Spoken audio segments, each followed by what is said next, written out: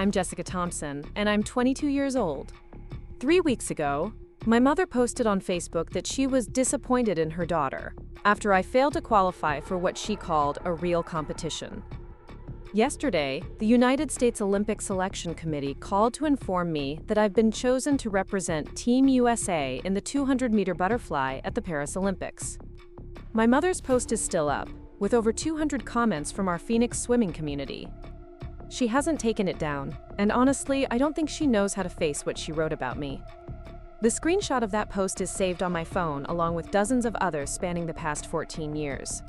What started as a mother's pride in her daughter's swimming achievements slowly transformed into something darker. Something that measured my worth not by personal growth or effort, but by whether I could deliver the victories that validated her sacrifices and enhanced her social standing in our affluent Scottsdale neighborhood. Before we jump back in, tell us where you're tuning in from, and if this story touches you, make sure you're subscribed, because tomorrow, I've saved something extra special for you. Growing up in the Arizona heat, our backyard swimming pool wasn't just a luxury. It was the center of our family's entire identity. My mother, Linda, had been a competitive swimmer herself during her high school years in the late 80s, earning a scholarship to Arizona State University before a shoulder injury during her sophomore year ended her dreams of athletic glory. She never spoke about that injury without a particular tightness around her eyes, as if the pain still lived somewhere deep in her rotator cuff, waiting to remind her of opportunities lost. When I was 8 years old, and showing natural comfort in the water during our family pool parties, Linda saw something that lit up her face in a way I'd rarely witnessed. I remember floating on my back, effortlessly gliding across the deep end, while my cousins splashed frantically in the shallow area, and hearing her tell my father Mark in an excited whisper that I had the feel for water that she'd recognized in only a handful of swimmers throughout her own competitive years. That summer, Linda enrolled me in the Desert Vista Swimming Club without asking if I wanted to join. The decision was presented as an opportunity, a chance to develop a talent that might lead somewhere special. Coach Elena Rodriguez, a bronze medalist from the 2012 London Olympics who had recently moved to Phoenix to start her coaching career, evaluated new swimmers every Tuesday evening. I remember standing poolside in my bright pink one-piece suit, suddenly conscious of being watched and measured in ways that felt entirely different from the carefree swimming I'd enjoyed in our backyard. Elena's evaluation lasted exactly 20 minutes. She had me swim 4 lengths of the pool, using whatever strokes felt natural, then asked me to float in different positions, while she observed my body alignment and natural buoyancy.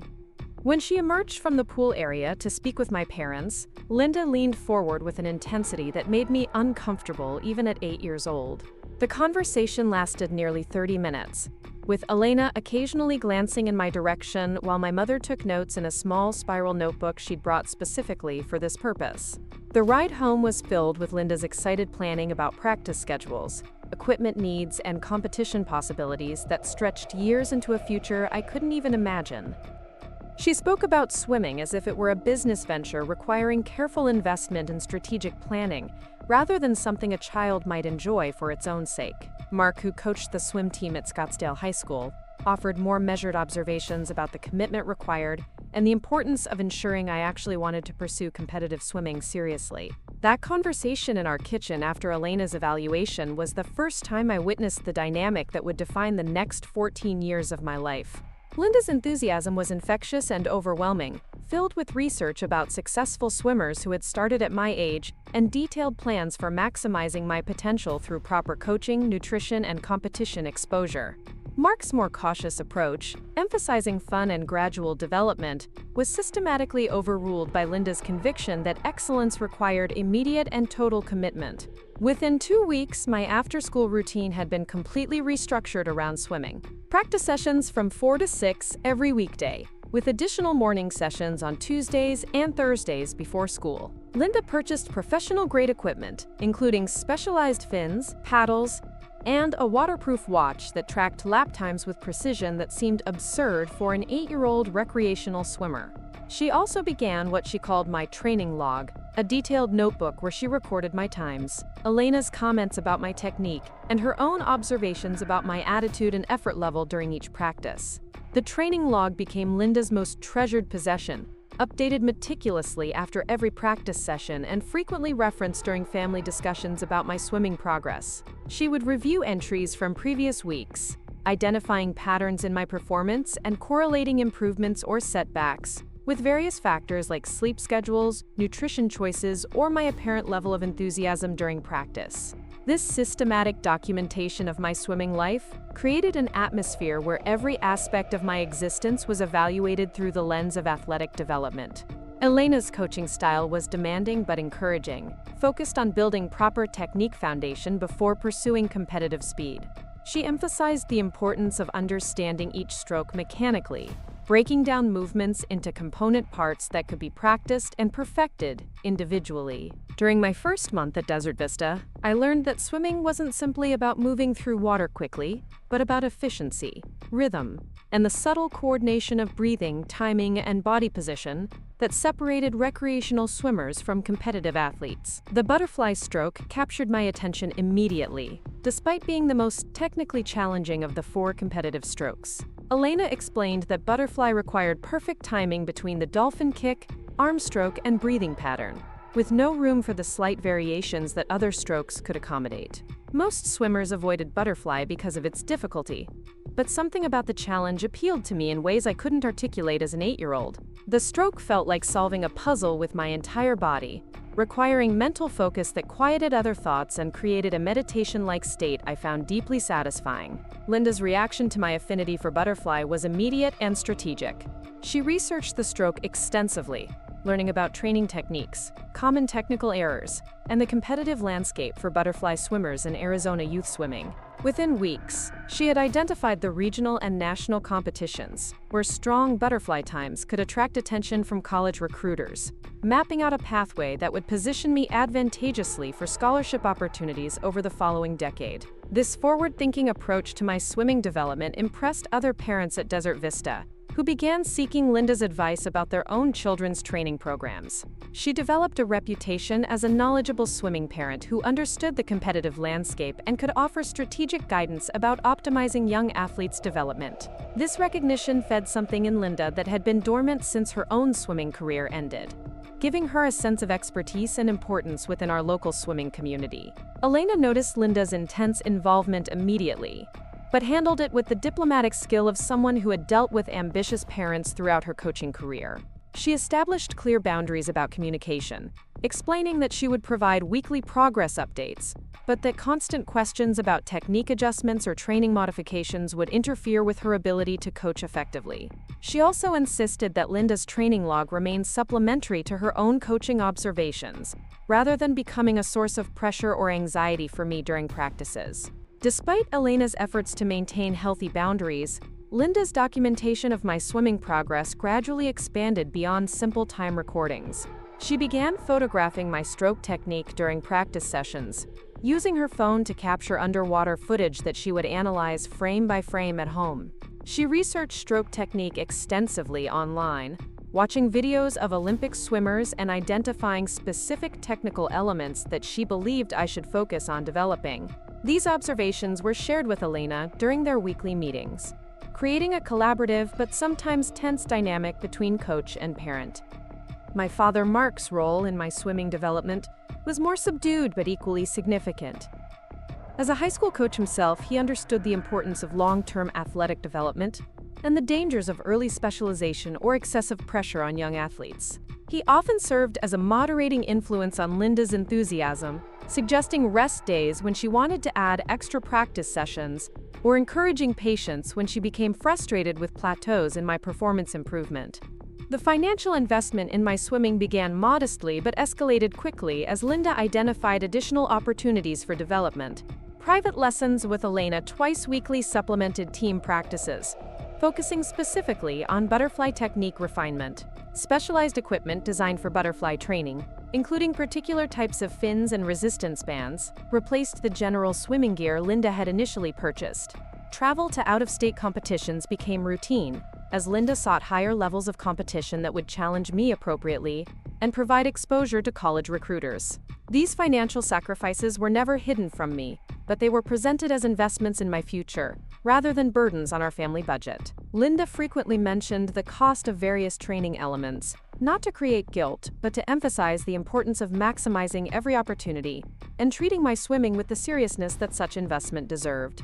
She calculated the cost per practice session, per competition, and per second of improvement in my times, creating a mathematical framework that transformed my swimming into a quantifiable return on investment. The pressure of being an expensive investment began affecting my relationship with swimming during my third year at Desert Vista. What had initially felt like play, even challenging play, gradually transformed into something that felt more like work. The joy of solving the butterfly puzzle remained, but it became surrounded by anxiety about meeting expectations, justifying costs, and delivering the improvements that Linda tracked so meticulously in her ever-expanding documentation system. Elena recognized these changes in my attitude and attempted to address them through conversations about maintaining perspective and remembering why I had started swimming in the first place. She emphasized that athletic development was non-linear, with periods of rapid improvement followed by plateaus that were necessary for consolidating gains and preparing for the next level of advancement. She encouraged me to focus on process goals like technique improvement, rather than outcome goals like specific time achievements, trying to create some emotional distance from the intense focus on performance metrics that dominated conversations at home. Despite Elena's efforts to maintain a healthy training environment, the dynamic between my swimming performance and family harmony became increasingly connected. Good practices and competition results created celebratory atmospheres at home, with special dinners and praise that made me feel valued and important. Preparing and narrating this story took us a lot of time, so if you are enjoying it, subscribe to our channel. It means a lot to us. Now back to the story.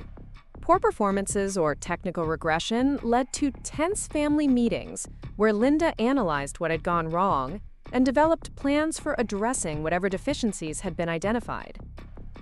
These oscillations between celebration and problem-solving meetings created an emotional instability that made every practice session feel like a high-stakes evaluation of my worth as a daughter and athlete. By the time I turned 12, our family had become legendary within the Desert Vista Swimming Club community, but not necessarily for the reasons Linda had originally envisioned. While my butterfly times had improved consistently, and I was beginning to place in the top 3 at regional competitions, it was Linda's social media presence that garnered the most attention from other swimming families. Her Facebook posts about my training, competitions, and achievements had evolved into elaborate productions that seemed designed more for community consumption than genuine celebration of my progress. Every competition weekend generated a minimum of 5 posts across Linda's social media platforms. Pre-competition posts featured carefully staged photos of my equipment laid out precisely, accompanied by detailed captions about months of preparation and sacrifice leading to each event. During competitions, she provided live updates about warm-up sessions, preliminary heat results, and detailed analysis of my stroke technique compared to other swimmers in my age group. Post-competition coverage included celebration photos if I had performed well, or lengthy explanations about factors that had contributed to disappointing results when my times failed to meet expectations. The most elaborate posts were reserved for what Linda called milestone moments in my swimming career. When I broke my first club record in the 200-meter butterfly at age 12, her Facebook celebration included a photo collage spanning 4 years, detailed statistics about my improvement trajectory, and a narrative about our family's commitment to excellence that read more like a business case study than a parent's pride in their child's athletic achievement. The post received over 300 likes and 50 comments from our extended network of swimming families, establishing Linda as the unofficial social media voice of youth competitive swimming in the Phoenix area. These posts created a public narrative about my swimming that often differed significantly from my private experience of training and competition. Linda's captions emphasized dedication, sacrifice, and relentless pursuit of improvement, presenting an image of a young athlete who lived and breathed competitive swimming. The reality was more complicated, involving days when I dreaded practice, competitions where I felt overwhelmed by pressure to perform, and growing resentment about the way every aspect of my life had become material for public consumption through Linda's social media presence. The disconnect between public narrative and private reality became particularly pronounced during what Elena called development plateaus, periods when my times remained static despite consistent training and technical work. Linda struggled to reconcile these plateaus with the narrative of continuous improvement that she had established through years of social media documentation. Her posts during these periods became defensive, explaining the plateau as a necessary foundation for future breakthroughs, while simultaneously detailing additional training measures we were implementing to accelerate my progress. Elena attempted to educate Linda about the normalcy and necessity of development plateaus in young athletes, explaining that physical and technical growth often occurred in stages rather than linear progressions. She emphasized that my plateau periods were typically followed by significant improvements, suggesting that my body and mind were consolidating gains before advancing to the next level of performance. These explanations were intellectually accepted by Linda but emotionally rejected, as they conflicted with her need to maintain the public narrative of consistent advancement that had become central to her identity within our swimming community. The pressure to maintain this narrative began affecting my relationship with competition in ways that Elena and my father noticed but Linda seemed unable to acknowledge. I developed pre-competition anxiety that manifested physically through stomach problems and sleep difficulties before important meets. The anxiety wasn't related to swimming itself, which I continued to enjoy during practice sessions, but to the knowledge that my performance would become content for Linda's social media analysis and community discussion. Mark tried to address these dynamics through conversations about perspective and long-term athletic development, reminding me that swimming should remain fun and personally meaningful regardless of competition results. His approach was gentle and supportive, focusing on process goals and personal satisfaction rather than external validation or performance metrics. However, his influence was limited by Linda's more dominant presence in my swimming life and her control over the family narrative about my athletic career. The social dynamics within our swimming club became increasingly complex as Linda's documentation of my progress created comparison points for other families. Parents began measuring their children's development against my times and achievements, using Linda's detailed social media records as benchmarks for evaluating their own swimmers' potential. This created an uncomfortable dynamic where my success became a source of pressure for other families, while my struggles or plateaus provided relief for parents whose children were developing more slowly. Elena worked carefully to minimize these comparison dynamics within the team environment, emphasizing individual progress and personal achievement rather than relative performance rankings. She implemented training groups based on technical ability rather than age or speed, creating environments where swimmers could focus on improvement without constant comparison to teammates. Despite her efforts, the social media documentation of my progress had created a transparency about performance metrics that made it difficult for other families to avoid comparative thinking about their children's development. The financial investment in my swimming continued escalating as Linda identified additional opportunities for advancement. Private coaching sessions increased from twice weekly to daily, with Elena providing individualized technical instruction that supplemented regular team practices. Specialized training camps during school breaks became routine, taking me to facilities across the western United States where I could work with coaches who specialized in butterfly technique refinement. Equipment upgrades occurred regularly as Linda researched new technologies that might provide marginal improvements in training efficiency or competition performance. These financial commitments were documented as carefully as my swimming progress, with Linda maintaining detailed records of costs associated with each element of my training program. She calculated return on investment metrics that correlated expenses with time improvements, creating a business-like analysis of which training elements provided the best value for our family's swimming budget. This financial tracking created an additional layer of pressure around my performance, as poor results or plateau periods were evaluated not only for their athletic implications, but also for their impact on the cost-effectiveness of our training investments. The transformation of swimming from childhood activity to family business was gradual but comprehensive, affecting every aspect of our household dynamics. Dinner conversations centered around training schedules, upcoming competitions, and analysis of my recent performances. Family vacations were planned around swimming camps or competitions, with recreational activities selected based on their potential impact on my training routine. Social relationships within our community were increasingly filtered through the lens of swimming connections, with Linda gravitating toward friendships with other competitive swimming families, while distancing herself from neighbors whose children participated in different activities. This total integration of swimming into our family identity created an environment where my athletic success became synonymous with family success, while my struggles or setbacks were treated as family crises requiring immediate intervention and strategic response. The pressure of carrying this responsibility began affecting my sleep patterns, academic performance, and social relationships with peers who weren't involved in competitive athletics. I became increasingly isolated from normal teenage experiences, as my schedule and energy were consumed entirely by swimming-related activities and obligations. Elena recognized these warning signs and attempted to address them through conversations with both Linda and me about maintaining balance and perspective in youth athletics. She shared research about athlete burnout and the importance of multidimensional identity development in young people, emphasizing that sustainable athletic success required psychological well-being and personal fulfillment beyond competitive achievement. These conversations were received politely by Linda but seemed to have little impact on her approach to managing my swimming career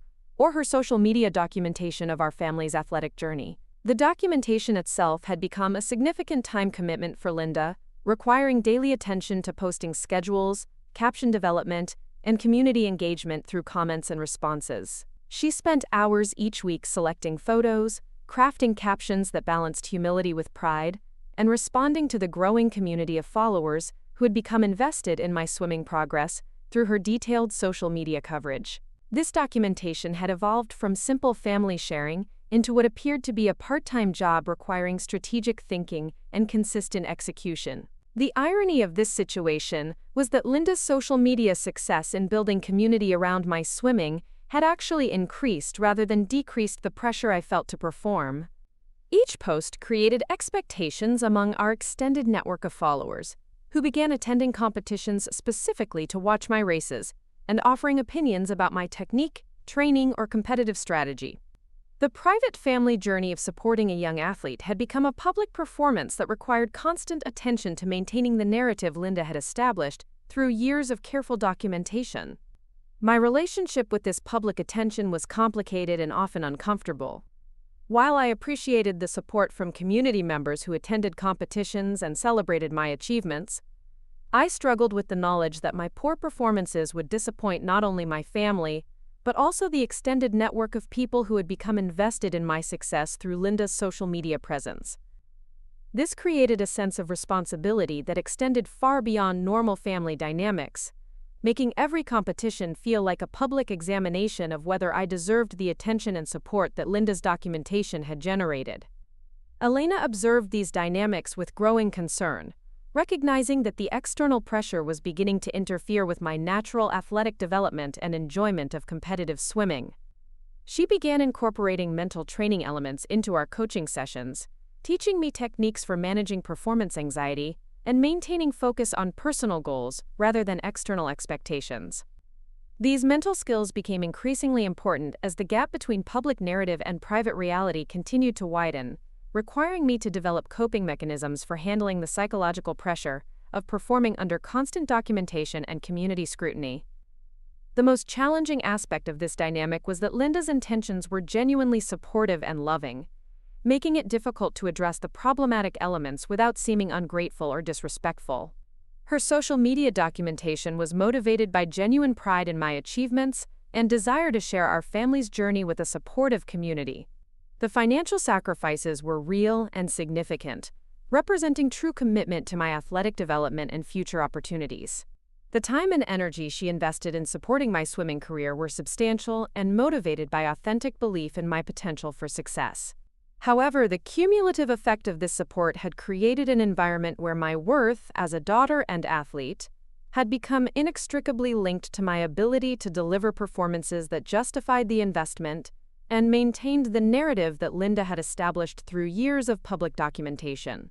This created a psychological burden that was becoming increasingly difficult to manage, particularly as I entered adolescence and began developing interests and identity elements that extended beyond competitive swimming. The social media documentation had also created a permanent record of my athletic journey that would follow me regardless of future decisions about swimming. Every competition result, Every training milestone and every family celebration or struggle had been recorded and shared with our extended community, creating a public history that would influence how people perceived me and my athletic abilities for years to come. This permanence added another layer of pressure, as poor performances or decisions to reduce my swimming commitment would be evaluated against the extensive record of previous achievements and family investment that Linda had documented so thoroughly. By age 14, I had begun to understand that my swimming career had become something much larger than personal athletic development or family activity. It had evolved into a public narrative that employed Linda's social media skills, provided community entertainment and inspiration, and created expectations that extended far beyond our immediate family. This understanding brought both pride and anxiety, as I recognized the positive impact our story had on other families while simultaneously feeling overwhelmed by the responsibility of maintaining performance levels that would justify the attention and support we had received through Linda's dedicated documentation of our journey. The summer before my freshman year of high school marked the beginning of what Elena would later describe as my breakthrough period, though the reality felt more like stepping into a pressure cooker that had been slowly heating up for years. My butterfly times had dropped significantly during a training camp in Colorado, putting me within striking distance of qualifying times for junior national competitions. Linda's reaction to this development was immediate and overwhelming, transforming our already intense training schedule into something that consumed nearly every waking hour outside of mandatory school attendance. The screenshots I began saving during this period tell a story that diverges sharply from Linda's public narrative of celebration and pride. While her Facebook posts described my improved times as validation of years of dedication and family sacrifice, our private text exchanges revealed a woman who had become consumed by the possibility that her daughter might finally achieve the athletic success that had eluded her own swimming career. The messages she sent me during school hours were filled with technical advice, motivational quotes, and detailed breakdowns of what my improved times might mean for college recruitment prospects. Linda's research into the college swimming landscape became obsessive and comprehensive, involving spreadsheets that tracked scholarship availability, academic requirements, and coaching philosophies at dozens of universities across the country. She contacted college coaches directly, sending them my times and race footage, before Elena had approved such outreach, creating awkward situations where coaches would mention her communications during official recruiting conversations. The boundary between appropriate parental support and counterproductive interference became increasingly blurred as Linda's enthusiasm overrode standard protocols for athletic recruitment. Elena attempted to manage these dynamics by establishing clearer communication guidelines and taking more direct control over my competitive schedule and college recruitment process. She explained to Linda that premature contact with college coaches could actually hurt my recruitment prospects by making our family appear desperate or difficult to work with. She also emphasized that my technical development was still ongoing, and that rushing into high-level competition before I was ready could lead to disappointing results that might damage, rather than enhance my college prospects. These conversations with Elena were always respectful on the surface, but I could sense the underlying tension between her professional coaching judgment and Linda's maternal urgency to capitalize on my improved performance. Linda had invested too much time, money, and emotional energy into my swimming career to accept a measured approach that prioritized long-term development over immediate opportunities for advancement. The conflict between these perspectives created an atmosphere of constant low-level stress that affected everyone involved in my training program. The documentation of this period through Linda's social media became even more elaborate and strategic, with posts carefully crafted to attract attention from college recruiters while maintaining the humble, hardworking family image she had cultivated over years of sharing our swimming journey. She researched hashtags used by college coaches and incorporated them into her posts about my training and competition results.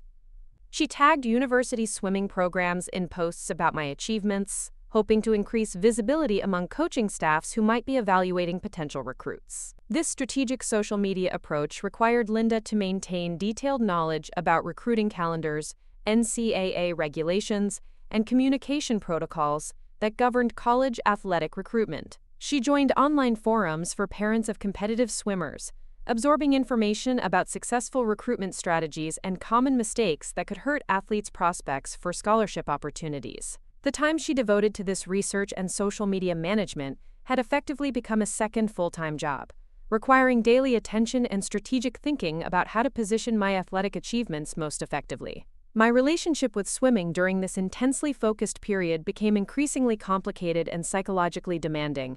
The physical training was challenging but manageable, as Elena's technical expertise and gradual progression approach prevented the overuse injuries that often affected young swimmers who increased training volume too quickly. However, the emotional weight of carrying Linda's dreams and expectations while maintaining my own motivation and enjoyment of the sport became overwhelming at times. The pressure manifested in ways that I was only beginning to understand and articulate. Pre-competition anxiety evolved from occasional butterflies into regular panic attacks that required careful management and sometimes medical intervention. Sleep disturbances became routine before important meets, as my mind would race through technical details, time goals, and the potential consequences of poor performance for my family's emotional well-being and future planning. Academic performance began to suffer as my mental energy was consumed by swimming-related stress and the constant pressure to maintain performance levels that would justify our family's investment. Elena recognized these warning signs and incorporated mental health support into my training program, connecting me with a sports psychologist who specialized in working with adolescent athletes facing high-pressure situations. Dr. Sarah Chen became an invaluable resource for developing coping strategies and maintaining perspective about my swimming career within the broader context of adolescent development and identity formation.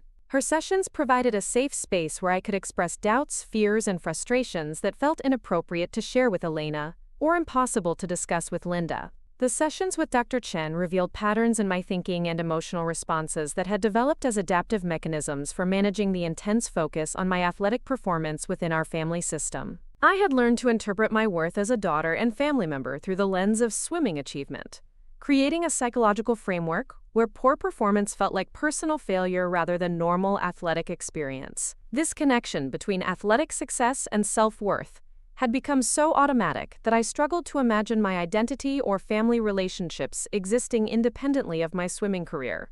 Dr. Chen worked with me to develop alternative frameworks for understanding my value and identity that weren't entirely dependent on competitive swimming results. She helped me identify interests, strengths, and personal qualities that existed separately from my athletic abilities, encouraging me to maintain friendships and activities that provided different sources of satisfaction and self-esteem. This work was challenging because it required questioning assumptions about myself and my family that had been central to my understanding of our relationships for years. The most difficult aspect of this therapeutic work was recognizing how my swimming success had become entangled with Linda's emotional well-being and social identity within our community. Her Facebook posts and social media presence had created a public persona built around being the mother of a successful competitive swimmer, generating social connections and professional opportunities that would be affected if my athletic career didn't continue developing as expected. This created a dynamic where my decisions about swimming felt like they carried responsibility for maintaining not only my own future opportunities, but also Linda's social and emotional stability. Elena observed these psychological challenges with growing concern, recognizing that the external pressure was beginning to interfere with my natural athletic development and long-term potential for success in competitive swimming. She began advocating more directly with Linda for a reduction in social media documentation and public pressure, explaining that sustainable athletic excellence required psychological well-being and intrinsic motivation that could be undermined by excessive external focus on performance outcomes. These conversations between Elena and Linda became increasingly tense, as Elena's professional recommendations conflicted with Linda's emotional investment in my swimming career and her established patterns of social media engagement with our community. Linda interpreted Elena's suggestions as criticism of her parenting approach and questioned whether Elena truly understood the level of commitment required for elite athletic success. The trust and collaborative relationship that had characterized their early interactions began to deteriorate as their fundamental philosophies about youth athletic development diverged. The deterioration of the coaching relationship with Elena created additional stress for me, as I valued her technical expertise and trusted her judgment about my athletic development, while simultaneously feeling loyalty to Linda and appreciation for her sacrifices and dedication to my swimming career. I found myself caught between two adults who both cared about my well-being but had developed conflicting perspectives about how best to support my continued progress and long-term success. The social dynamics within our swimming club became increasingly uncomfortable, as other families began commenting on the tension between Elena and Linda. Some parents supported Elena's more measured approach to youth athletic development, while others admired Linda's commitment and comprehensive support of my swimming career. These divisions within our swimming community created additional pressure as I became aware that our family's approach to my athletic development was being evaluated and discussed by other families facing similar decisions about how much to invest in their children's competitive swimming. The documentation of these tensions through social media became more subtle but no less significant, with Linda's posts beginning to emphasize our family's independence and commitment to excellence, regardless of others' opinions or approaches. She shared quotes about perseverance and dedication that seemed designed to respond to criticism of our training intensity and social media presence, without directly acknowledging the conflicts that were affecting our relationships within the swimming community. My academic performance during freshman year reflected the psychological toll of managing these competing pressures and relationships while maintaining the training schedule necessary for continued athletic improvement. Despite being naturally intelligent and previously successful in school, I struggled to maintain focus during classes and complete homework assignments that felt insignificant compared to the high-stakes drama surrounding my swimming career. Teachers began expressing concern about my apparent exhaustion and declining engagement with coursework that had previously been manageable alongside my athletic commitments. Linda's response to these academic concerns was to hire private tutors and implement more structured study schedules that would allow me to maintain both athletic training and academic performance at levels that would keep college recruitment options available. This solution addressed the immediate symptoms of academic struggle, but didn't address the underlying psychological stress that was affecting my ability to concentrate and engage effectively with educational demands. The tutoring sessions became another element of our weekly schedule that required coordination with training, competition travel, and recovery time, further reducing the small amounts of unstructured time that might have provided psychological relief from the constant pressure to perform and improve. The cumulative effect of these additions to my schedule was to eliminate almost all opportunities for spontaneous social interaction, recreational activities, or simple rest that weren't directly related to optimizing my performance as a student athlete. Elena's attempts to address these concerns by advocating for more balance in my schedule were met with increasing resistance from Linda, who interpreted any suggestion of reduced training or commitment as potential threats to my continued athletic development and college recruitment prospects. The philosophical differences between them had evolved into fundamental disagreements about the nature of excellence and the most effective approaches for developing young athletes who could sustain high-level performance over many years. The tension reached a breaking point during a competition in California where my performance fell short of the qualifying times needed for a major regional championship. Linda's immediate response was to question Elena's training methods and suggest that we needed to consider alternative coaching arrangements that might be more aligned with our family's commitment to competitive excellence. Elena's response was to defend her technical approach, while expressing concern about the psychological pressure that was affecting my ability to perform at my potential level. The argument between them took place in the pool area after my disappointing race, with other families and swimmers present to witness the breakdown of what had been a successful coaching relationship. The public nature of this conflict was deeply embarrassing for me and created additional social complications within our swimming community, as people felt compelled to choose sides in a dispute that reflected broader philosophical differences about youth athletics and parental involvement in competitive sports. The aftermath of this public confrontation forced our family to make decisions about my continued training arrangements while managing the social fallout within our swimming community. Linda began researching alternative coaching options, contacting programs in other cities that might provide the level of technical expertise and competitive focus she believed I needed to reach my athletic potential. Elena indicated that she would be willing to continue coaching me only if Linda agreed to reduce her involvement in daily training decisions and social media documentation of my progress. The choice between these alternatives felt impossible, as both options required sacrificing relationships and approaches that had been central to my swimming development for years. Elena's coaching had been technically excellent and supportive of my long-term development, but Linda's advocacy and support had made possible the financial and logistical commitments necessary for high-level competitive swimming. The conflict between them had created a situation where continued progress seemed to require choosing between two adults who had both contributed significantly to my athletic success. The documentation of this period through screenshots and saved messages reveals the complexity of emotions and competing priorities that affected every decision about my continued athletic development. Linda's messages to me during this time reflected genuine anguish about wanting the best for my future, while feeling criticized and undermined by coaching recommendations that seemed to minimize the value of her support and involvement. Elena's communications emphasized her professional concern about my well-being, while maintaining respect for our family's right to make decisions about my athletic career and training arrangements. The decision to leave Elena's coaching program and join the Pinnacle Aquatic Center in North Phoenix represented what Linda called our commitment to excellence. Though the transition felt more like entering a machine designed to produce Olympic-level swimmers regardless of the personal cost.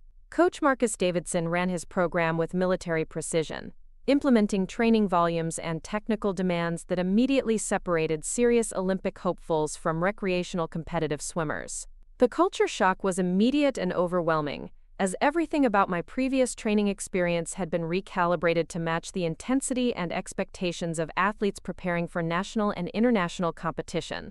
Linda's social media documentation of this transition was triumphant and strategic, presenting our move to Pinnacle as the natural evolution of a family committed to pursuing the highest levels of athletic achievement. Her posts about my first weeks at the new facility emphasized the world-class training environment, advanced technical resources, and proximity to other elite swimmers who shared similar goals and dedication. The carefully curated images showed state-of-the-art equipment, training charts displaying my improving times, and group photos with other swimmers whose accomplishments were cataloged in detailed captions designed to demonstrate that I belonged among this elevated level of athletic talent. The reality of training at Pinnacle was far more demanding and isolating than Linda's public narrative suggested. Coach Davidson's approach to developing butterfly specialists involved training volumes that averaged 12 hours per week in the pool, supplemented by strength training, flexibility work, and video analysis sessions that consumed most of my non-school hours. The technical demands were precise and unforgiving, with every stroke cycle monitored and corrected until muscle memory produced the exact timing, body position, and energy transfer patterns that characterized world-class butterfly swimming. My teammates at Pinnacle were focused and driven in ways that differed significantly from the more supportive, community-oriented atmosphere at Desert Vista. Competition for Coach Davidson's attention and training group placement was constant and intense, creating an environment where every practice session felt like an audition for continued inclusion in the program. The social dynamics were complicated by the fact that several swimmers were relocating from other states specifically to train at Pinnacle, bringing family situations where athletic success was the primary justification for major life changes and financial commitments. The financial investment required for training at Pinnacle was substantially higher than our previous arrangements, involving not only increased coaching fees but also specialized equipment, nutritional consulting, sports psychology services, and travel to competitions that would provide appropriate challenge and exposure for swimmers at my developing level. Linda documented these expenses with the same meticulous attention she had applied to tracking my swimming progress, creating spreadsheets that calculated cost per training hour, and return on investment metrics that treated my athletic development like a business venture requiring careful financial management. These financial pressures created additional stress within our family, as the costs associated with elite-level training required sacrifices in other areas of our lifestyle and long-term planning.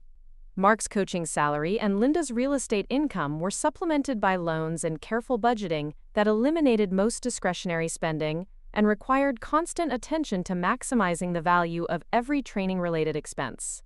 The knowledge that our family's financial stability was increasingly dependent on my continued athletic progress added another layer of psychological pressure to every practice session and competition result. Coach Davidson's communication style was direct and demanding, providing technical feedback that was precise but often delivered in ways that felt harsh and impersonal. His approach to motivation involved setting extremely challenging goals and creating training environments where meeting those goals required complete commitment and sustained effort over long periods. The psychological intensity of this approach was effective for developing mental toughness and competitive resilience, but it also required constant vigilance to maintain confidence and enjoyment of swimming despite frequent criticism and correction.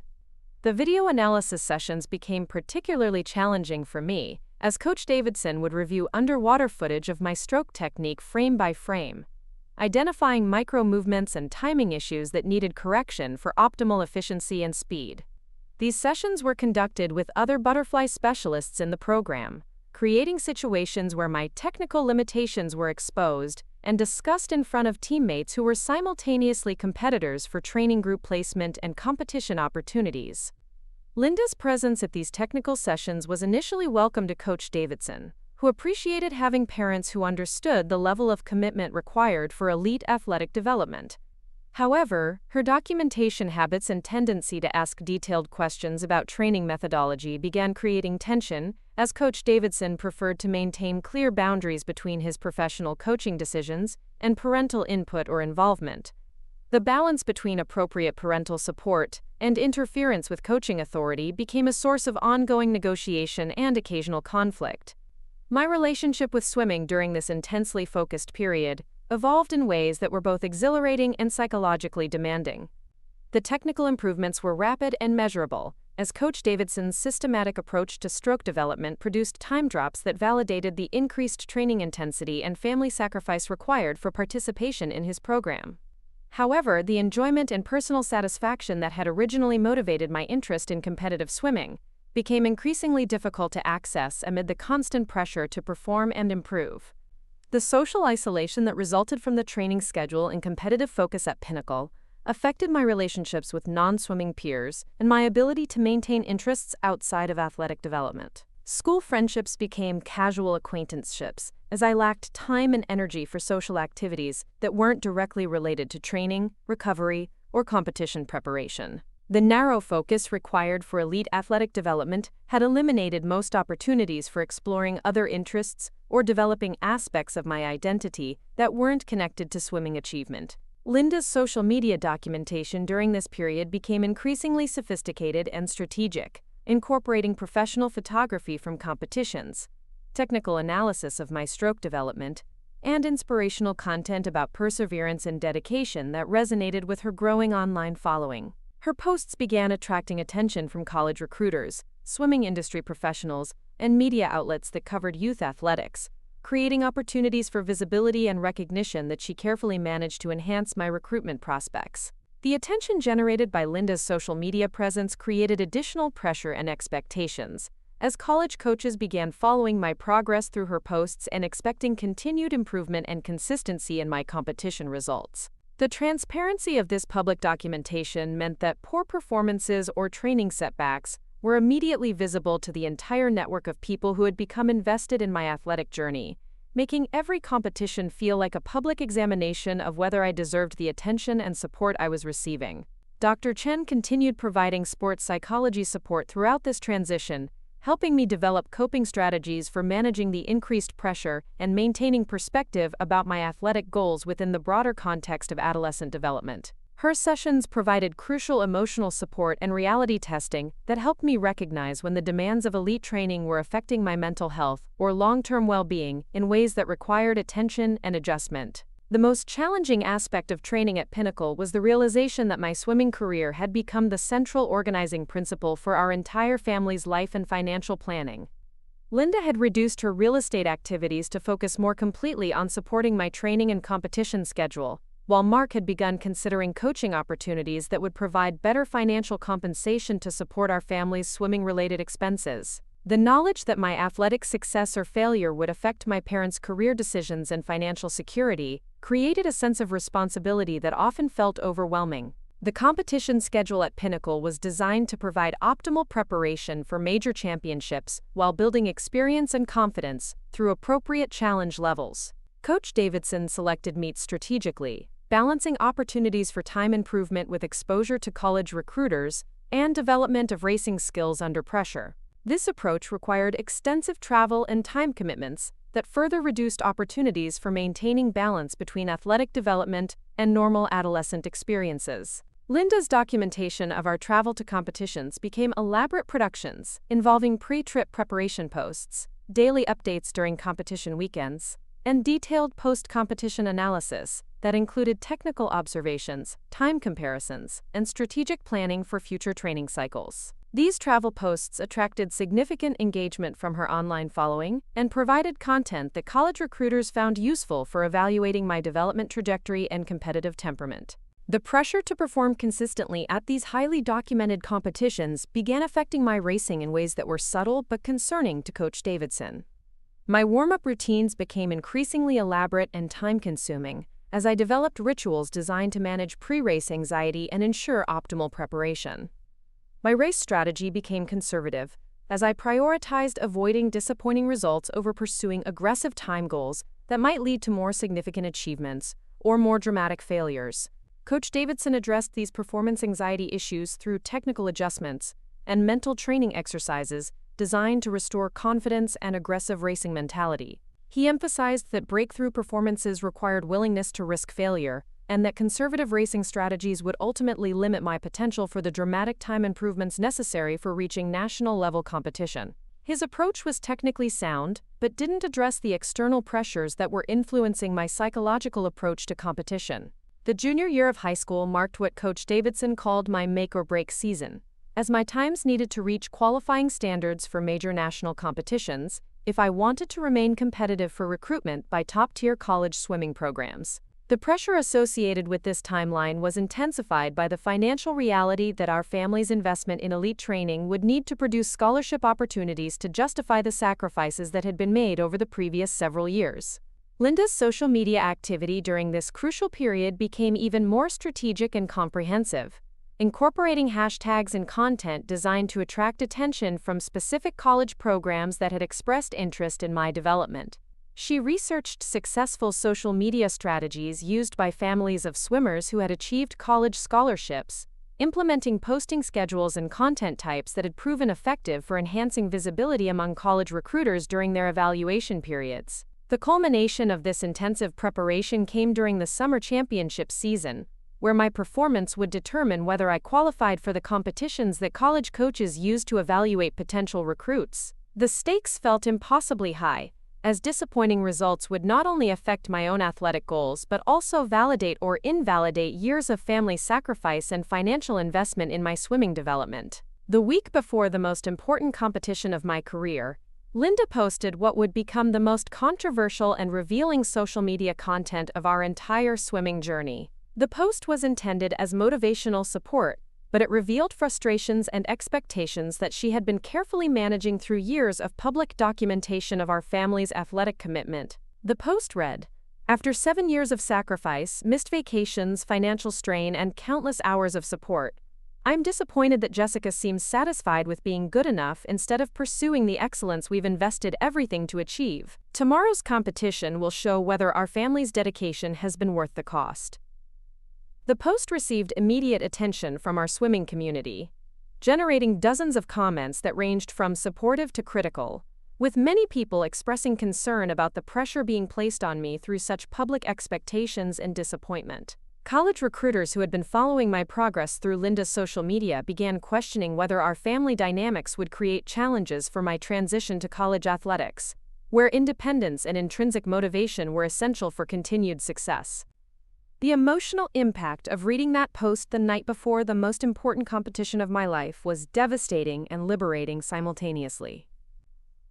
The public articulation of Linda's disappointment and conditional support crystallized years of subtle pressure and performance-based love into a statement that could not be misinterpreted or rationalized. The knowledge that my worth as a daughter was being evaluated based on swimming results was no longer implicit but explicitly documented for our entire community to witness and judge. My performance at that competition was the best of my career, as the clarity provided by Linda's post eliminated the psychological energy I had been expending trying to interpret mixed messages and manage complex family dynamics.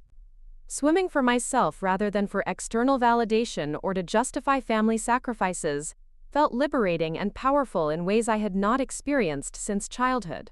The time I achieved qualified me for Olympic trials and attracted interest from the national team coaching staff, who had been tracking my development.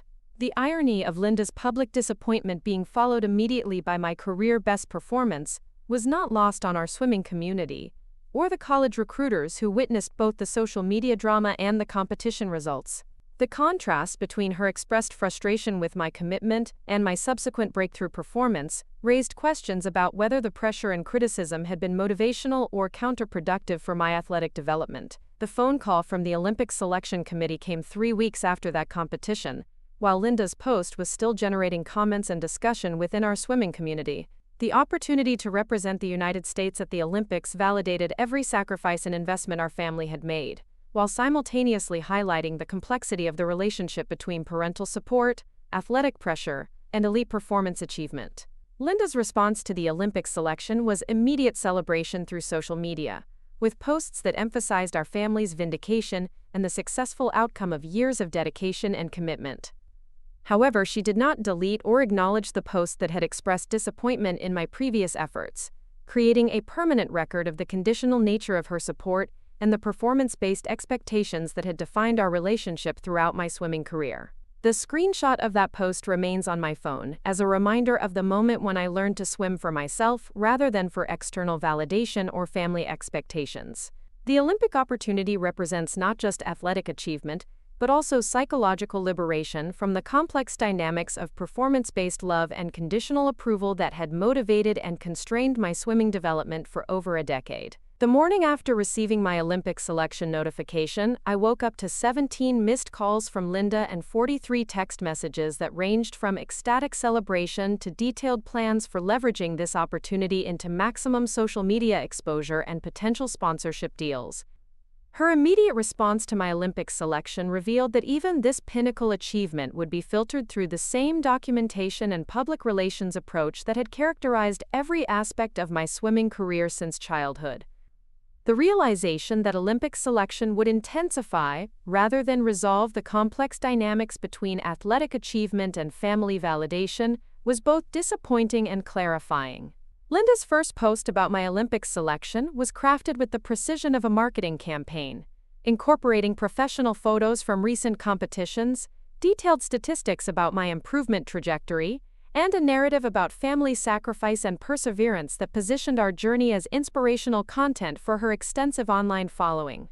The post generated over 2,000 likes and hundreds of comments within the first few hours, establishing her as the unofficial spokesperson for our family's Olympic experience and creating expectations for continued documentation throughout the preparation and competition process. The media attention that followed my Olympic selection was overwhelming and intrusive, involving interviews with local television stations, newspaper features about my development as an athlete, and social media coverage that examined every aspect of my training history and family background. Linda embraced this attention enthusiastically, scheduling interviews and coordinating media appearances that would maximize visibility for our family's story, while positioning herself as an expert voice about youth athletic development and the sacrifices required for Olympic-level achievement. Coach Davidson's approach to managing my Olympic preparation was methodical and focused, involving technical refinements designed to optimize my performance under the unique pressures and circumstances of Olympic competition. His training plan emphasized race simulation, mental preparation, and technical consistency, rather than dramatic changes to the stroke mechanics and conditioning base that had produced my qualifying times. This measured approach conflicted with Linda's desire for more dramatic training innovations that would provide compelling content for social media documentation of my Olympic preparation. The tension between Coach Davidson's professional training approach and Linda's need for social media content created daily negotiations about which aspects of my preparation could be documented and shared publicly. Olympic training involves strategic elements and technical details that coaches prefer to keep confidential to maintain competitive advantages, but Linda's established patterns of comprehensive documentation made it difficult for her to accept limits on what could be shared with her online following. My relationship with Tyler became increasingly important during this intense preparation period, as he provided emotional support and perspective that existed entirely outside the swimming world and its associated pressures. His presence at training sessions and competitions represented normalcy and unconditional acceptance, that contrasted sharply with the performance-based attention I received from family, coaches, and media. The simple act of spending time with someone who valued my company regardless of my swimming achievements was psychologically restorative and essential for maintaining mental health during Olympic preparation. Tyler's observations about my family dynamics were gentle but illuminating, as he noticed patterns in my behavior and emotional responses that I had normalized throughout years of performance-based relationships. His perspective as an outsider who cared about my well-being without investment in my athletic success provided reality testing that helped me recognize when the pressure and expectations surrounding Olympic preparation were affecting my mental health or long-term happiness. The financial implications of Olympic selection were complex and significant, involving opportunities for sponsorship and endorsement deals that could provide compensation for years of family investment in my athletic development. Linda researched these opportunities extensively, contacting agents and marketing professionals who specialized in representing Olympic athletes and could help maximize the financial benefits of my selection. Her approach to these business opportunities was thorough and strategic, treating Olympic success as a platform for building long-term financial security and career opportunities. However, the focus on monetizing my Olympic opportunity created additional pressure to perform well enough to justify sponsor investments and maintain marketability for future endorsement deals. The knowledge that poor Olympic performance could affect not only my athletic legacy but also financial opportunities for our family added another layer of stress to preparation that was already psychologically demanding. Dr. Chen's sports psychology sessions during Olympic preparation focused on developing mental strategies for managing the unique pressures and expectations associated with competing on the world's largest athletic stage. Her work involved visualization techniques, pressure simulation exercises, and cognitive strategies for maintaining focus and confidence despite external distractions and expectations. These sessions were essential for developing the mental resilience required for optimal performance under Olympic pressure. The most valuable aspect of Dr. Chen's support was helping me identify and pursue sources of motivation that were intrinsic rather than external, focusing on personal satisfaction and competitive enjoyment rather than family validation or public recognition. This work involved examining my relationship with swimming and competition to understand what aspects truly motivated me versus what I had learned to value because of external expectations and family dynamics. The training environment during Olympic preparation became increasingly intense and focused, with every aspect of my daily routine optimized for performance enhancement and recovery. Sleep schedules, nutrition plans, training loads, and recovery protocols were carefully managed to ensure peak physical condition during the competition window. This level of systematic preparation was exciting and motivating, but also isolating, as it eliminated most spontaneous activities and social interactions that weren't directly related to Olympic performance. Linda's documentation of this preparation period was comprehensive and strategic, incorporating behind-the-scenes content that provided her online following with insider access to Olympic training, while maintaining the inspirational narrative that had characterized her social media presence throughout my swimming career. Her posts during this period attracted attention from major media outlets and swimming industry publications, establishing her as a recognized voice about Olympic preparation and family support for elite athletics. The social dynamics within our family during Olympic preparation revealed long-standing patterns that had been masked by the excitement and validation of continued athletic success. Mark's role remained supportive but secondary, as Linda's personality and social media presence dominated family decisions and public representation of our Olympic experience. The unequal distribution of attention and recognition within our family created subtle tensions that affected our relationships despite the celebratory atmosphere surrounding my selection.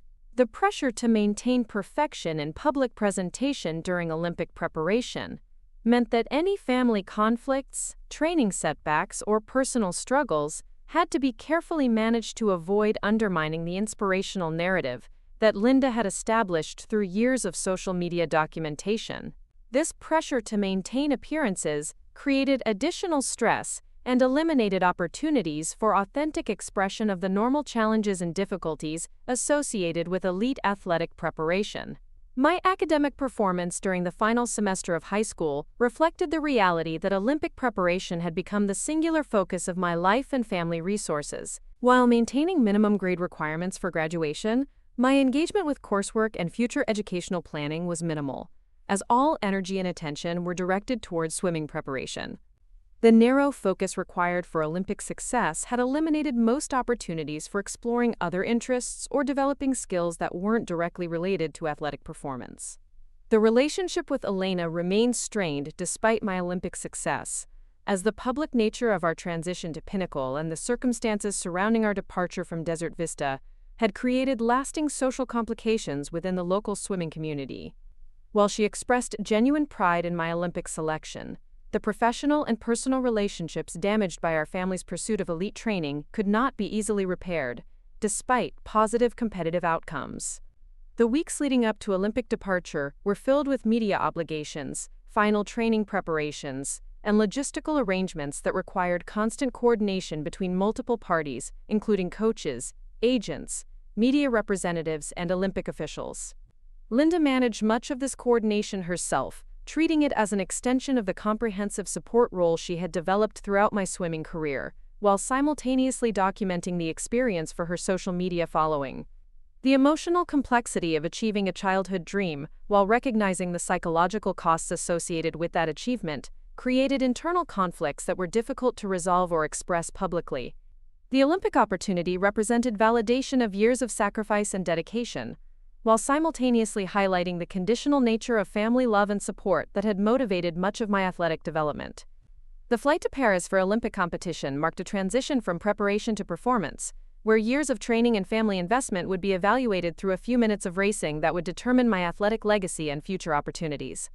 The weight of carrying family expectations, community support, and personal dreams into Olympic competition felt overwhelming and motivating simultaneously. Linda's social media coverage of Olympic travel and preparation was extensive and strategic, providing her online following with comprehensive documentation of the Olympic experience, while positioning our family's story as inspirational content about achieving dreams through dedication and sacrifice. Her posts from Paris attracted unprecedented attention and engagement, establishing her as a recognized voice about Olympic athletics and family support for elite achievement. The competition itself was surreal and intense, involving technical preparations and mental focus that had been developed through years of systematic training and psychological preparation. The actual racing felt both climactic and anticlimactic, as the months of build-up and preparation were condensed into brief moments of physical and mental execution under the most intense pressure I had ever experienced. My performance at the Olympics exceeded expectations and personal goals, resulting in medal contention and times that validated the sacrifices and investments our family had made throughout my swimming career. The immediate aftermath was celebration and relief, as the positive results provided vindication for controversial decisions and family dynamics that had been scrutinized throughout my athletic development. However, the most significant realization came not from medal achievement but from recognizing how my relationship with swimming and competition had evolved throughout the journey, from childhood interest to Olympic performance. The external validation and family celebration felt satisfying but incomplete, as I understood that my personal satisfaction and identity needed to exist independently of competitive results and public recognition.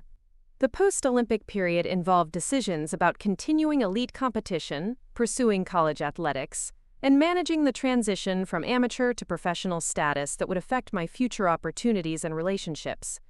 These decisions required examining my motivation for continued swimming and determining whether the psychological and personal costs of elite athletics remained justified by the benefits and opportunities provided.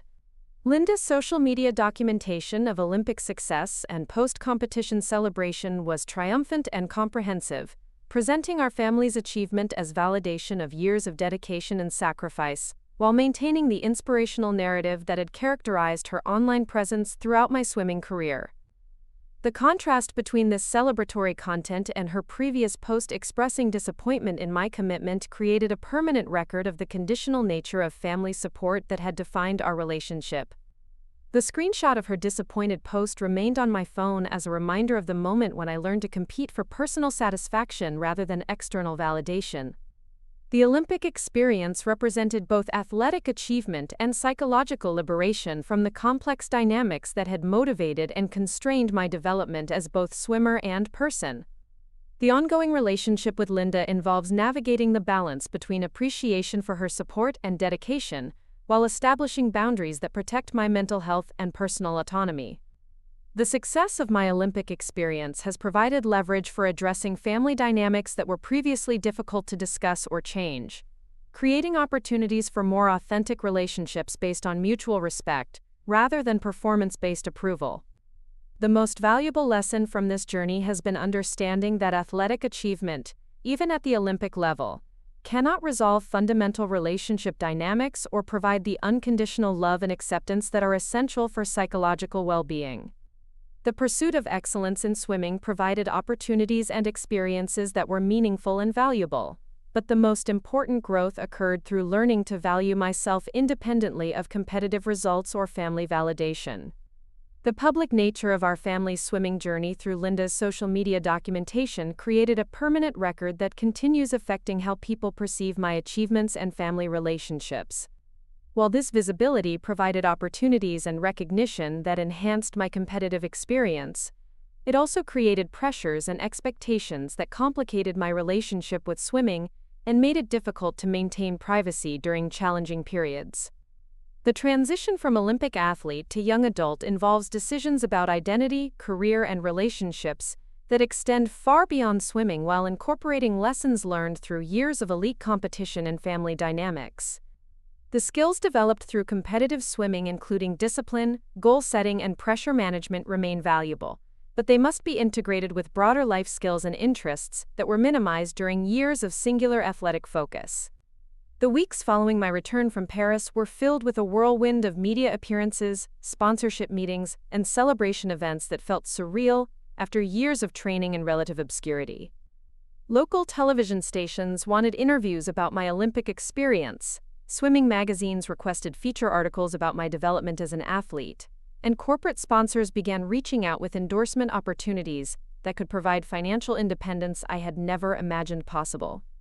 Linda orchestrated much of this attention with the same strategic precision she had applied to documenting my swimming journey, treating my Olympic success as a platform for building long-term opportunities and recognition. However, the constant public attention and commercial opportunities created an unexpected sense of disconnection from the actual experience of swimming and competing that had originally motivated my involvement in the sport. The interviews focused on inspirational narratives about overcoming challenges and achieving dreams, but they rarely addressed the complex psychological journey or family dynamics that had shaped my relationship with competitive athletics. The public version of my story emphasized dedication and family support, while omitting the conditional love, performance-based approval, and emotional manipulation that had characterized much of my athletic development.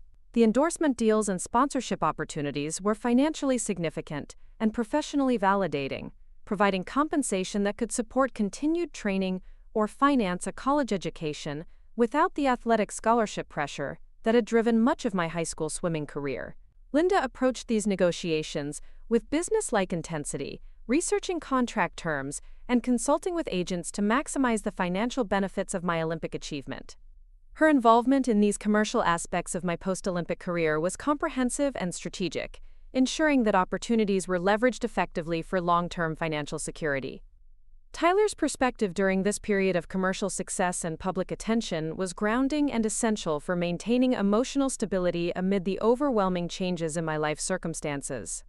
His presence provided continuity with the person I had been before Olympic success, offering unconditional support that wasn't influenced by my athletic achievements or public recognition. Our relationship became a sanctuary where I could express doubts, frustrations, and concerns about the direction of my life, without worrying about disappointing expectations or undermining the inspirational narrative that surrounded my Olympic experience. The decision about whether to continue elite swimming or transition to college athletics required careful consideration of my motivation, goals, and personal well-being after achieving the pinnacle of competitive success. Coach Davidson advocated for continued professional swimming, arguing that my Olympic performance indicated potential for sustained success at the highest levels of international competition. However, the prospect of continuing the intensive training and lifestyle restrictions required for world-class swimming felt psychologically daunting after years of singular focus on athletic achievement. Dr. Chen's guidance during this decision-making process was invaluable for sorting through the complex emotions and practical considerations involved in determining my future direction. Her sessions helped me examine my intrinsic motivation for continued swimming versus external pressures from family, coaches, and sponsors who had invested in my athletic success. The process of distinguishing between my genuine desires and learned responses to external expectations was challenging but necessary for making authentic decisions about my future. The relationship with Linda during this transition period revealed patterns that had been masked by the excitement and validation of competitive success. Her identity had become so intertwined with my swimming achievements that my consideration of alternative life paths felt threatening to her sense of purpose and social standing within our community. The possibility that I might choose college athletics or academic pursuits over continued professional swimming created anxiety and resistance that were difficult for her to acknowledge or address directly. Linda's social media presence during this period reflected her internal struggle between celebrating my Olympic success and managing anxiety about potential changes in my athletic career. Her posts emphasized the ongoing opportunities and potential for continued achievement, while subtly advocating for decisions that would maintain the public platform and recognition she had built through years of documenting my swimming journey. The strategic nature of her social media advocacy created additional pressure to make decisions based on external expectations rather than personal authenticity. The college recruitment process was dramatically different from my high school experience, as Olympic success had attracted interest from every major university swimming program in the country. Coaches who had previously been cautious about my potential now offered full scholarships and emphasized the prestige and benefits of having an Olympic medalist on their teams. The transformation from recruiting target to highly sought-after athlete was validating, but also highlighted how performance-based the relationships and opportunities in competitive swimming truly were. Mark's role during this decision-making period was more prominent than it had been throughout my competitive career, as his experience in college athletics provided valuable perspective about balancing academic and athletic goals. His advice focused on long-term personal development and the importance of maintaining interests and relationships that existed independently of swimming achievement. His approach was measured and supportive, emphasizing my autonomy and well-being rather than external expectations or opportunities. The most challenging aspect of this transition was recognizing how thoroughly my identity had been shaped by athletic achievement and external validation throughout my adolescent development. The prospect of pursuing interests or relationships that weren't connected to swimming felt unfamiliar and somewhat anxiety-provoking, as I had limited experience with activities that provided satisfaction without measurable performance outcomes or public recognition. Elena reached out during this period to congratulate me on my Olympic success and offer support for whatever decisions I made about my future. Her message was gracious and professional, acknowledging the complicated circumstances of our previous relationship while expressing genuine pride in my achievement.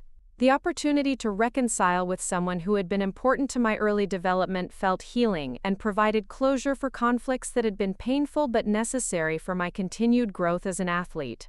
The financial independence provided by endorsement deals created opportunities for making decisions based on personal preference rather than economic necessity for the first time in my life. The knowledge that college education could be pursued without athletic scholarship requirements, or that training could continue without financial strain on my family, provided psychological freedom that I had never experienced. This autonomy was both liberating and overwhelming, as it required taking responsibility for decisions that had previously been made collaboratively with parents and coaches.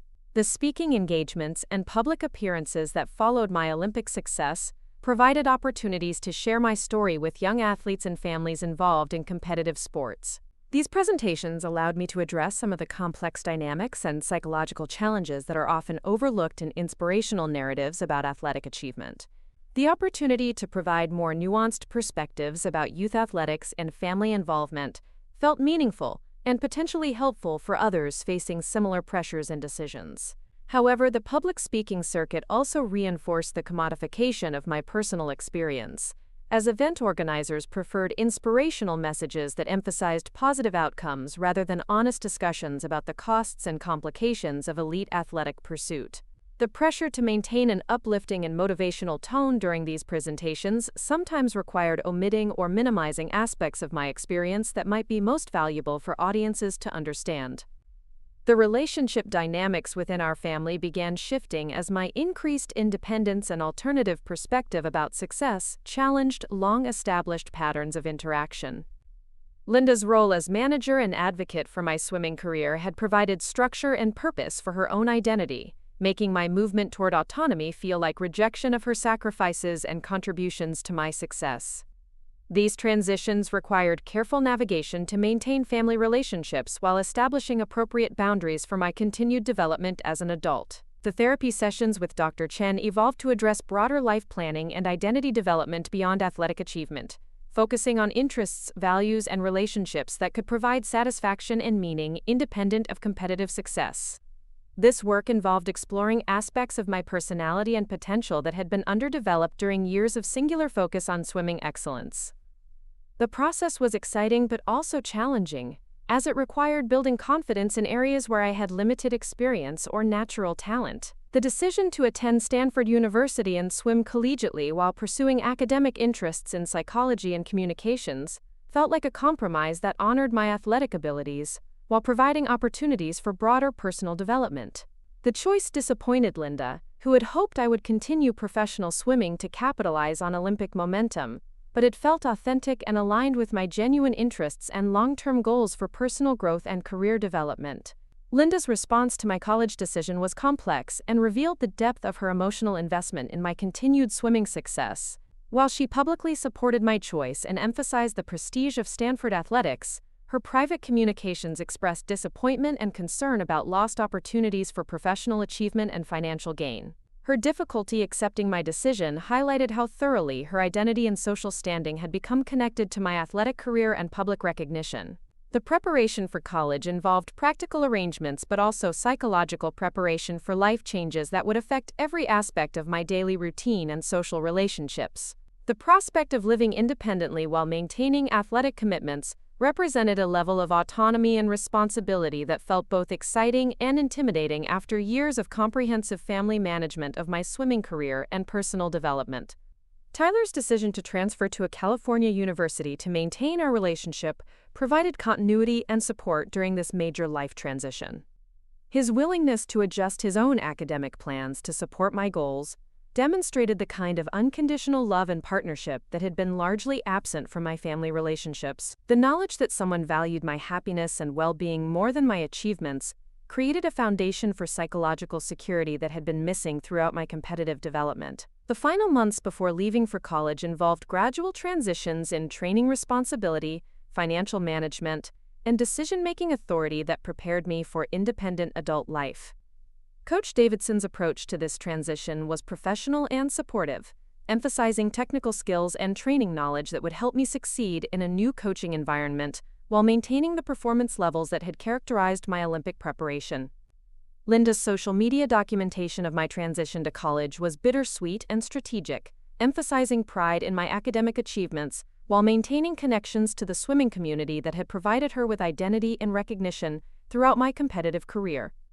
Her posts reflected genuine excitement about my opportunities, while also revealing anxiety about the changes in our relationship and her role in my continued development. The most significant realization during this transition period was understanding that my Olympic achievement represented both the culmination of years of dedicated training and the beginning of a broader life journey that would require different skills and perspectives. The lessons learned through competitive swimming, including goal setting, perseverance, and pressure management, remained valuable, but they needed to be integrated with academic interests, personal relationships, and career goals that extended beyond athletic accomplishment. The screenshot of Linda's disappointed Facebook post remains saved on my phone as a reminder of the moment when I learned to pursue excellence for personal satisfaction rather than external validation. The contrast between that expression of conditional love and my subsequent Olympic success provided clarity about the difference between achievement motivated by fear of disappointment and performance driven by genuine passion and intrinsic motivation. The ongoing relationship with my family involves continued negotiation about boundaries, expectations, and roles that support healthy adult relationships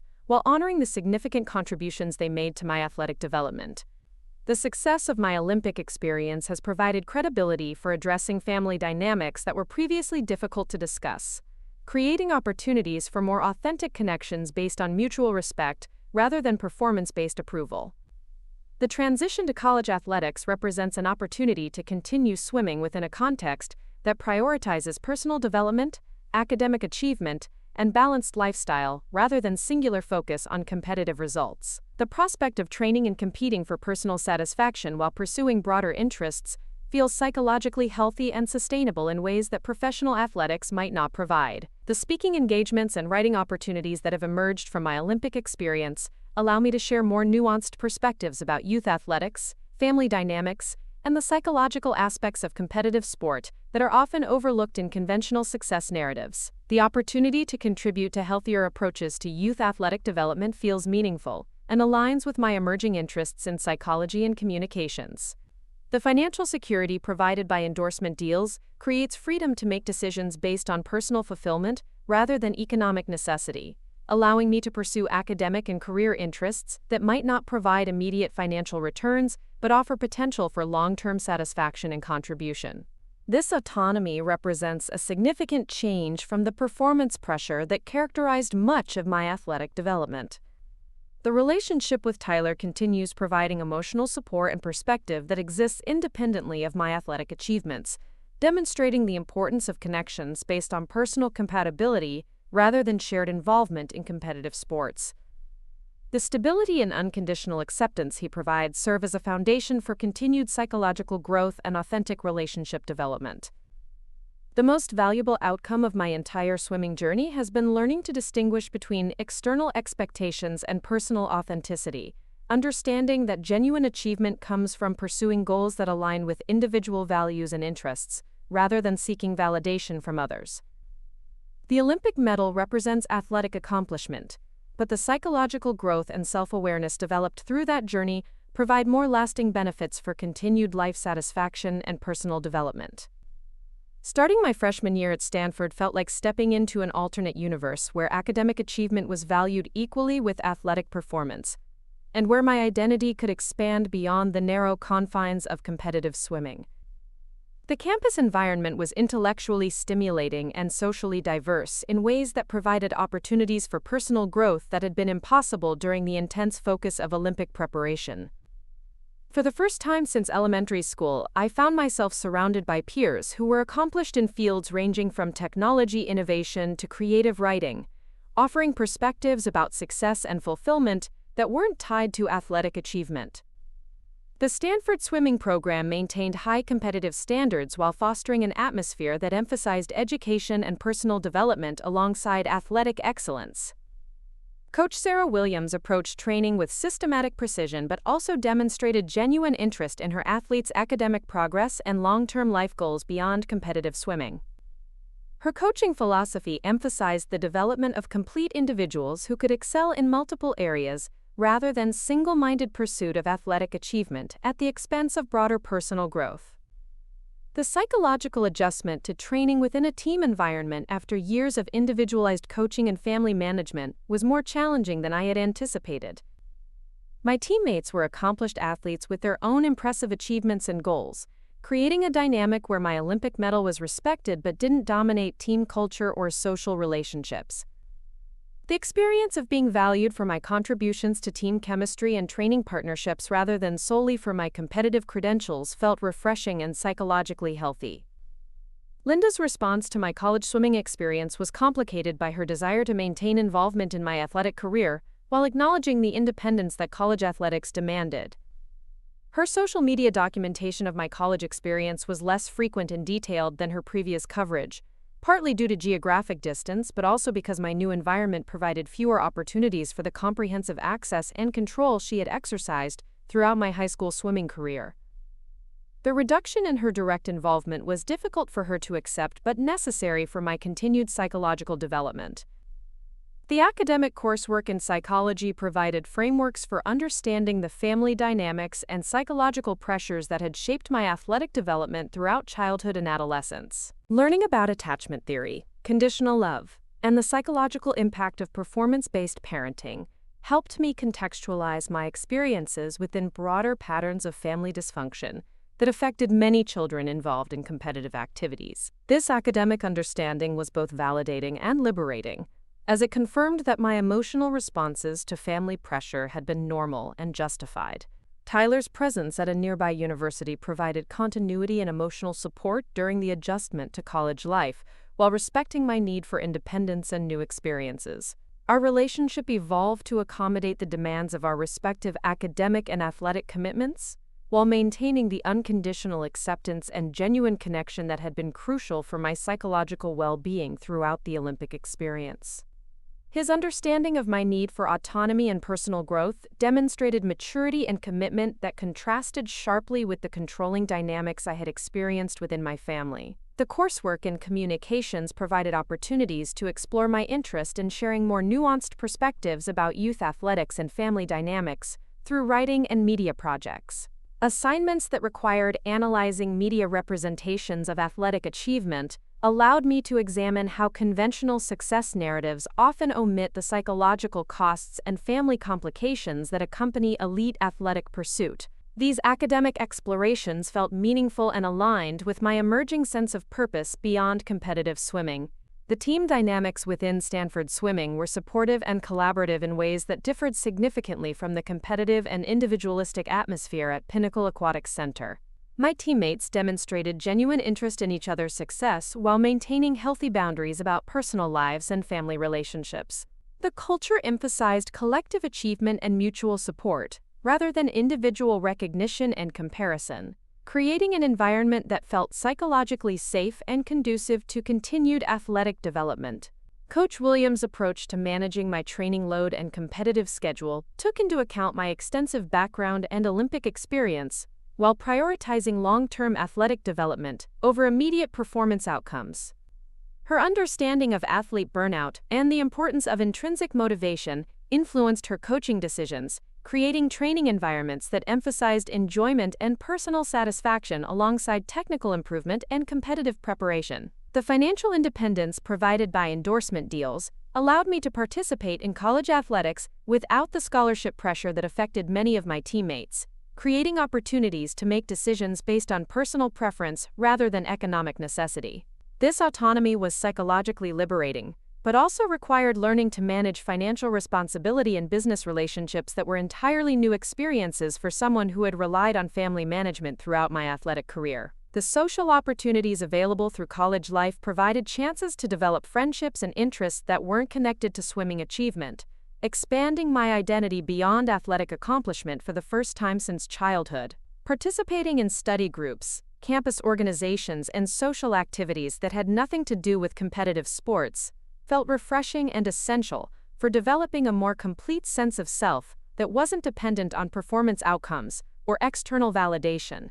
Linda's visits to campus during my freshman year revealed the ongoing tension between her desire to maintain involvement in my life and the reality that college athletics required independence and direct communication between athletes and coaches. Her attempts to engage with Coach Williams about training decisions and competitive strategy were politely but firmly redirected, as college athletics operates with different boundaries about parental involvement than youth sports. These interactions were uncomfortable but necessary for establishing appropriate adult relationships. The academic demands of Stanford coursework required time management skills and intellectual engagement that complemented rather than competed with athletic training, creating a balanced lifestyle that felt sustainable and personally fulfilling. The opportunity to pursue challenging academic work while maintaining elite athletic performance demonstrated that success in multiple areas was possible when pressure and expectations were managed appropriately. Dr. Chen continued providing therapeutic support through video sessions that addressed the ongoing psychological adjustment to college life and the process of developing identity beyond athletic achievement. Her guidance was particularly valuable for navigating the complex emotions associated with reduced family involvement and the responsibility of making independent decisions about training, competition, and personal relationships. These sessions provided continuity during a period of significant life changes. The media attention that continued following my Olympic success was manageable within the college environment, as Stanford's athletic department had experience supporting high-profile athletes while protecting their privacy and academic focus. The university's approach to media relations emphasized student-athlete well-being and educational priorities, creating boundaries that allowed me to engage with publicity opportunities while maintaining focus on personal development and academic achievement. My sophomore year brought increased confidence and clarity about my long-term goals, as the college experience had provided opportunities to explore interests and develop skills that extended beyond competitive swimming. The combination of academic achievement, continued athletic success, and healthy personal relationships created a foundation for psychological well-being that had been elusive during the intense focus of Olympic preparation. The broader perspective gained through college life helped me appreciate swimming as one important aspect of my identity, rather than the sole determinant of my worth and success. The relationship with Linda gradually evolved toward healthier boundaries and mutual respect, though the transition required ongoing negotiation and occasional conflict about expectations and involvement. Her adjustment to my increased independence was challenging but necessary for our long-term relationship, as continuing the controlling dynamics of my youth would have been incompatible with adult autonomy and psychological health. The process of establishing appropriate adult relationships with parents, who had been intensely involved in managing every aspect of my life, required patience and clear communication from all parties. The speaking engagements and writing opportunities that emerged during college allowed me to share my perspective about youth athletics and family dynamics with audiences who could benefit from more honest discussions about the psychological aspects of competitive sport. These presentations emphasized the importance of intrinsic motivation, healthy family relationships, and balanced identity development, rather than focusing solely on inspirational messages about achieving dreams through dedication and sacrifice. The academic research I conducted during my junior year examined the psychological impact of social media documentation on young athletes and their families, providing an opportunity to analyze my own experience within broader patterns of how technology and public sharing affect competitive sports participation. The research confirmed that extensive social media coverage of youth athletics often increases pressure and anxiety, while potentially interfering with natural motivation and enjoyment of competitive activities. Coach Williams' continued support for my academic interests while maintaining high athletic expectations demonstrated that excellence in multiple areas was achievable when coaches and programs prioritized holistic development rather than singular focus on competitive outcomes.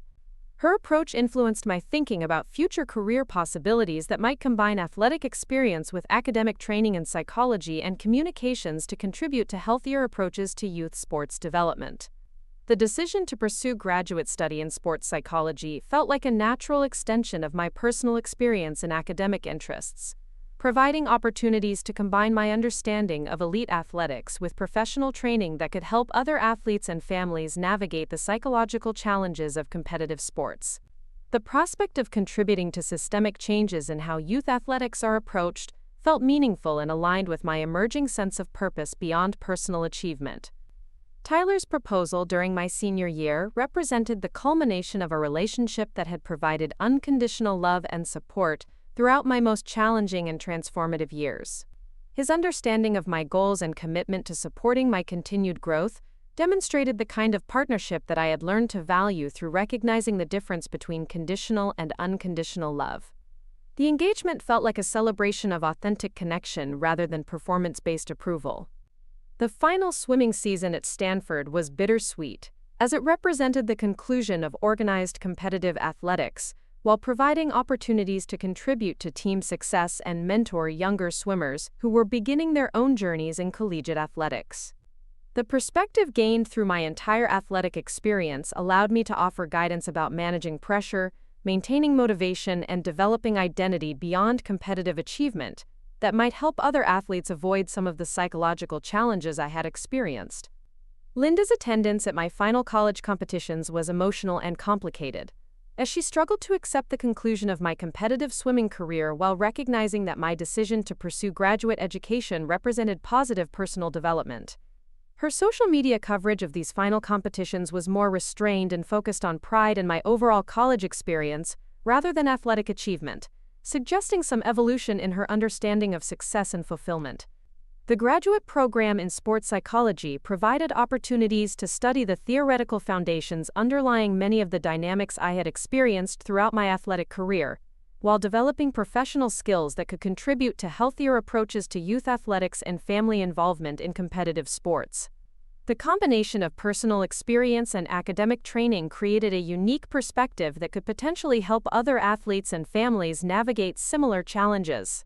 The thesis research I conducted examined the relationship between parental social media use and youth athletes' psychological well-being, providing scientific validation for many of the concerns and observations that had emerged from my personal experience.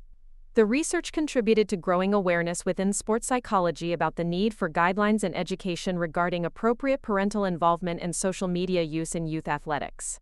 The marriage to Tyler was intimate and private, reflecting our shared values about authentic relationships and personal connection, rather than public performance or social media documentation. The celebration emphasized family and friends who had supported our individual growth and relationship development, rather than creating content for public consumption or validation. The contrast with the public nature of my athletic career felt intentional and psychologically healthy. The career opportunities that emerged following graduate school included positions with university athletic departments, youth sports organizations, and professional teams seeking sports psychology consultants who understood the pressures and challenges facing modern athletes. The combination of Olympic achievement and academic training provided credibility and perspective that could contribute to systemic improvements in how competitive athletics support athlete well-being and development. Linda's gradual acceptance of my career direction and life choices represented growth in our relationship that had been years in development, as she learned to value my happiness and fulfillment over external recognition and achievement. Her social media presence evolved to focus more on her own interests and professional activities rather than serving as documentation of my accomplishments, suggesting healthy separation and individual identity development that benefited our ongoing relationship. The consulting work I began with youth sports organizations provided opportunities to share research-based recommendations about healthy family involvement, appropriate social media use, and psychological support that could help young athletes develop intrinsic motivation and sustainable enjoyment of competitive activities. The work felt meaningful and aligned with my desire to contribute to systemic changes that could prevent other athletes from experiencing the psychological challenges that had characterized much of my athletic development. The most significant realization from my entire journey was understanding that authentic achievement and personal fulfillment come from pursuing goals that align with individual values and interests, rather than seeking external validation or meeting others' expectations. The Olympic medal represented athletic accomplishment, but the psychological growth and professional development that emerged from that experience provided more lasting contributions to personal satisfaction and meaningful work.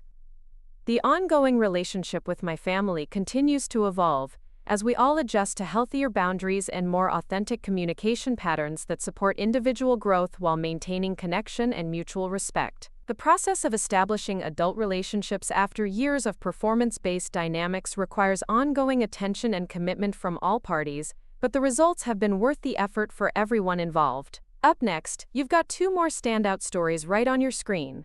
If this one hit the mark, you won't want to pass these up. Just click and check them out.